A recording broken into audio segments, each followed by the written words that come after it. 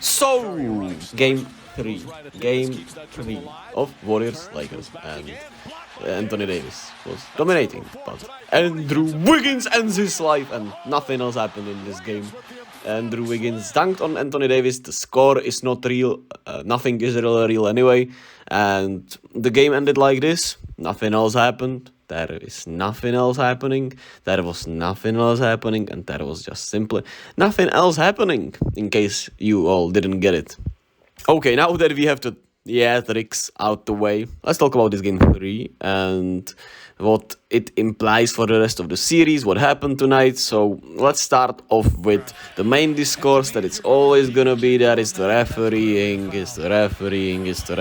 and frankly, I'm pissed off at that discourse this time because I don't see it. In my point of view, these games have not been ref in any shape or form that favor the Lakers that much. I think the fans and a lot of people expected it to be this way, but it simply is not. Of course, they will call all more soft calls on the Lakers as they have done all year, and they will call more fouls on us as they have done all year. It's not like it started happening in these playoffs, right? And of course, it's frustrating to see the huge free throw discrepancy and the Lakers players complaining about not getting free throws in game 2, where it's just absurd. And hey, if you want to be mad at that, hey, be mad at that. I understand that. I would be mad at that too if the Lakers players were worth my anger. I simply don't care about them at all. And yeah, but you get the point, right? And the refereeing has not been bad at all in this series. Some tiki-taka calls more in the favor of the Lakers, who have gotten the favorable whistle since that Celtics game where LeBron threw the tantrum.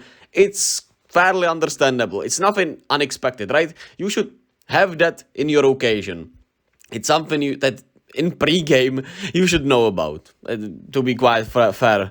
And the Warriors just rattled themselves tonight.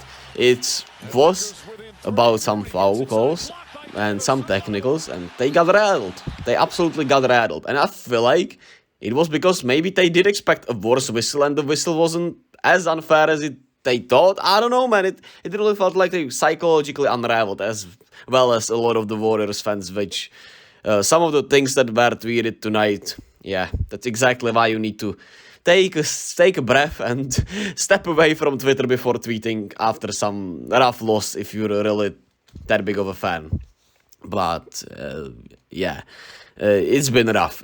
I had to stay off Twitter after that. Not been on Twitter. I'm trying to not be on Twitter tonight until the Sixers and the Celtics play. But it was rough. So the foul calls did play a part because we get unraveled. We really unraveled after them, and we had some incredibly dumb turnovers. Like I've not seen a worse game played after the good start we had since probably 2018 against the Rockets, man. That game 2 against the Rockets, it was 2018 or 2019? No, 2019. Game 2 against game 2. Game 4 against the Rockets in 2018.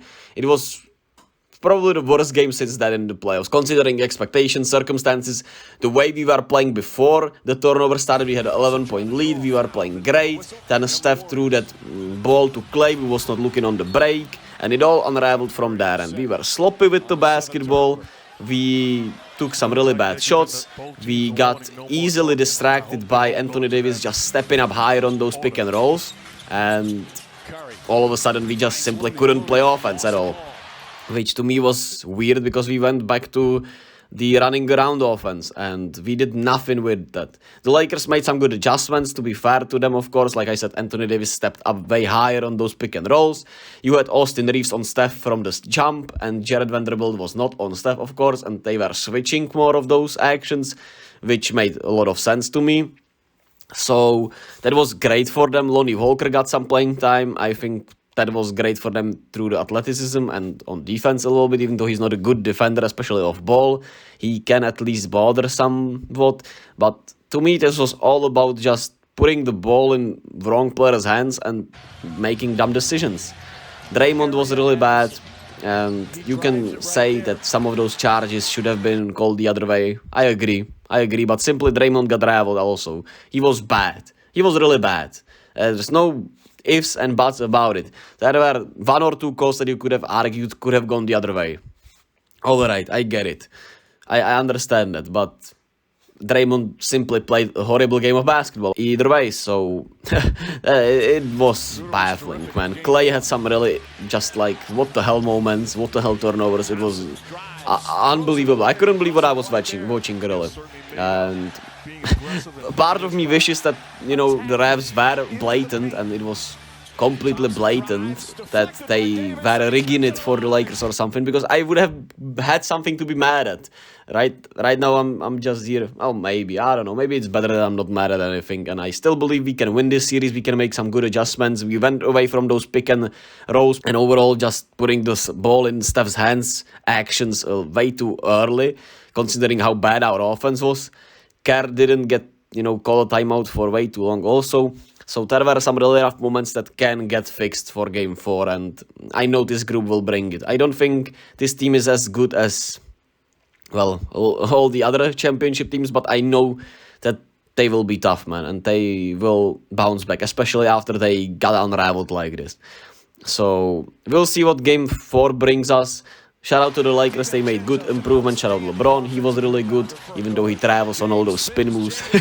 You know, I had to take a shot at LeBron at one point, right? Now, Anthony Davis was sensational. The guy is simply phenomenal, even though every game it feels like he's closer and closer to just not being able to breathe on the floor. So we'll see how long he holds up even. And shout out D'Angelo Russell, he played really well. He shot the ball lights out, the only player who can really shoot, and we left him open a lot of the time. So, yeah, the Warriors were just bad. They're simple as that. And we'll see in Game 4 what happens.